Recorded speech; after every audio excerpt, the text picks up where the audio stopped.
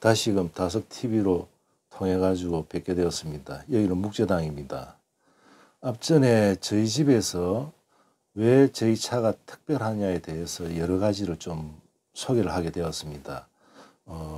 대표적으로 저희 집에서 가장 좋은 차라고 소개되었던 산삼을 넣어가 만든 차와 그 다음에 또 사향을 넣어 만든 차, 그런 식으로 소개를 하게 되었는데, 오늘은 침향을 넣고 법제를 한 차를 소개를 할 것입니다. 그런데 여러분들께서 왜 저 묵제당에서는 녹차면 녹차, 발효차면 발효차 이렇게 구분된 우리 차 시장에 조금 색다른 것을 이렇게 하게 되었냐, 이런 질문들을 좀 받게 되었습니다.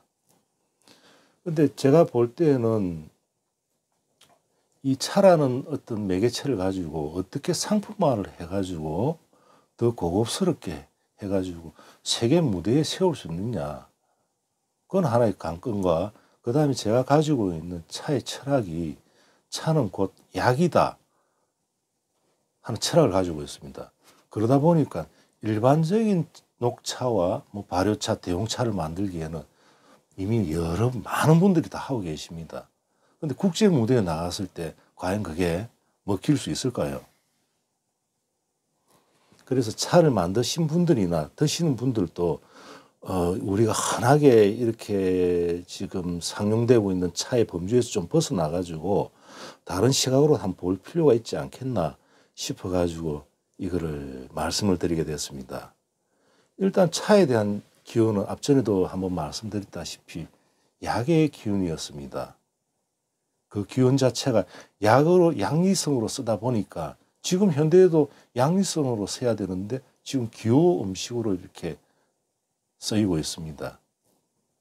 그래서 차가 가지고 있는 위대한 어떤 힘을 다시금 한 번 더 느끼고자 그것을 여러분들한테 좀 말씀드리고 싶어가지고 이런 침향이랄까, 사향이랄까, 산삼 이런 약재를 넣고 이제 차를 만들게 되었죠. 그럼 왜 이런 약재를 넣느냐? 차는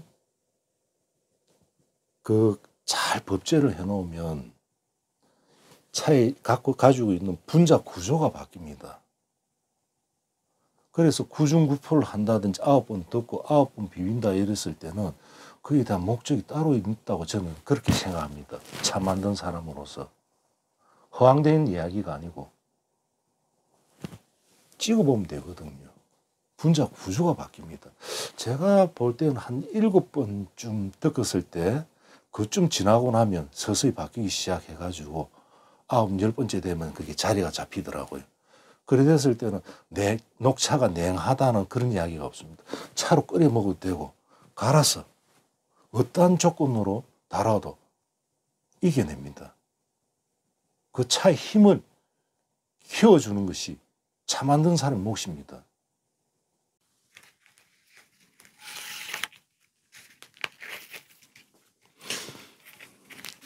이 차는 2014년도에 만들게 되었습니다.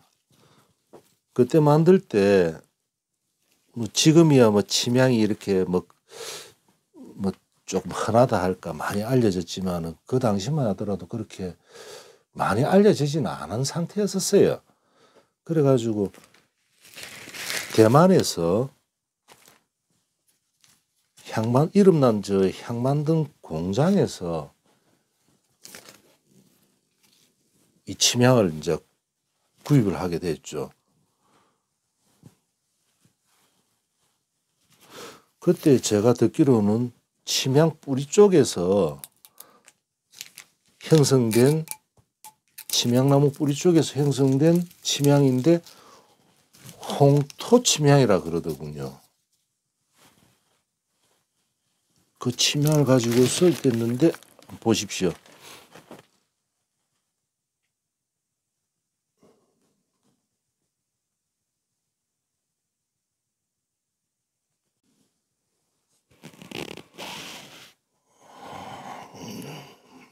참 오랜만에 개봉을 해서 그런지 차 기운도 살아있고 차기가 서늘한 것이 살아 움직이는 것 같습니다. 시원하면서 달콤한 향이 납니다. 사장님도 한번 보시죠.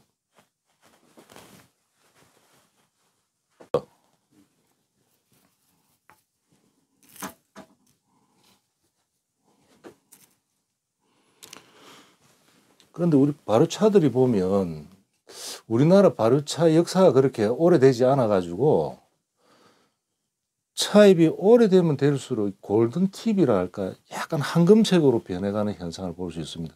그러면 꿀 있죠. 꿀향과 꿀맛처럼 그런 단맛이 나옵니다. 예. 잘 됐을 때는. 예.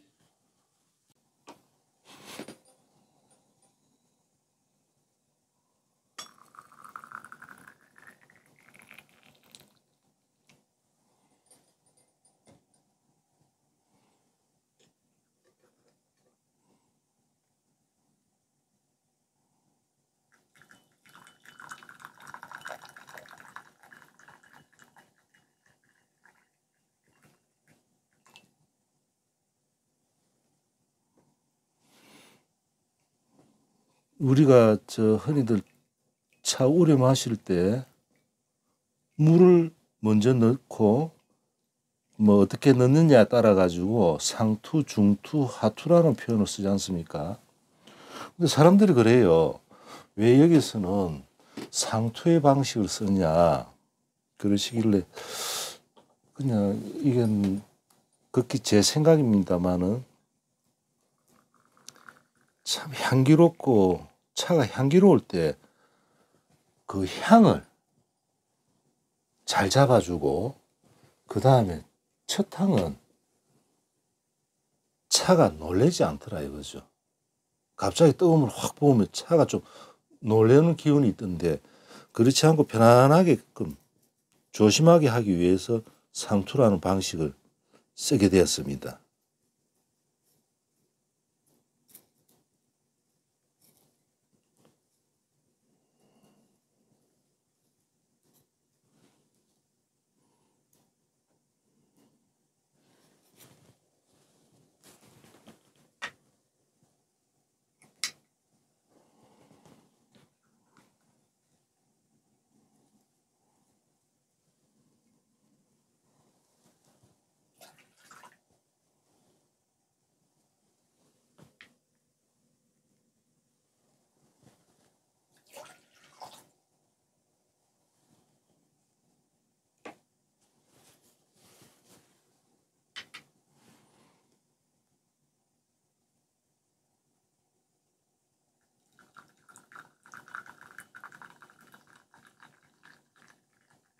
두 번째 탕부터는 뜨거운 물을 바로 붓거나 수구에 한번 들어서 건네가지고 이렇게 부으셔도 되고 관계없지만 첫 탕은 상투로 했을 때 차가 안정적으로 나오더군요.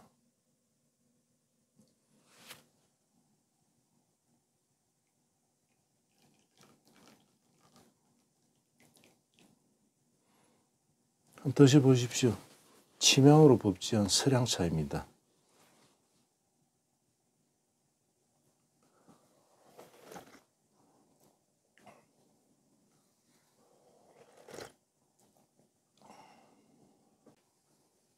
드실만 합니까? 아주 향기롭습니다.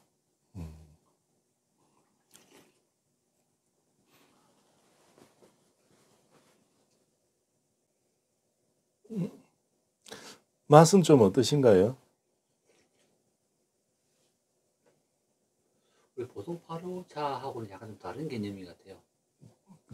그래서 저도 이게 우리가 흔히 아는 6대 분류 있지 않습니까? 백차, 발효도에 따라서 뭐 백차, 황차, 녹차, 홍차, 흑차, 뭐 청차 이렇게 나누는데 여기는 어느 범주에 넣어야 될지 또 우리 농가들을 보면 우리 발효차를 황차라고 그럽니다. 근데 그거는 좀 안 맞는 말이거든요. 한 10에서 한 20% 정도 발효된 거를 우리가 황차라고 이제 국제사회에서는 인지를 하고 있는데 어떻게 보면 이건 완전 발효된 홍차에 가까운 그렇다고 또 홍차는 또 아니고 우리 우리나라 특유의 그냥 발효차로 어떻게 자리매김을 해가지고 다른 말을 하나 만들어내는 게 옳지 않겠냐 이런 생각을 가끔씩 해봅니다만은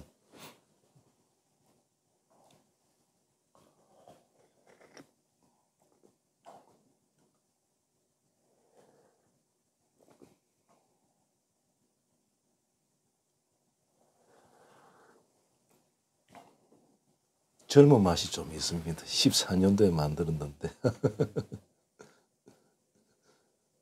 오늘도 다석TV 덕분에 2014년도에 넣어놓은 오래된 그렇게 오래는 안 됐지만은 좀 묵은 차를 또 꺼내가지고 좋아하는 좋은 날이었던 것 같습니다. 감사합니다.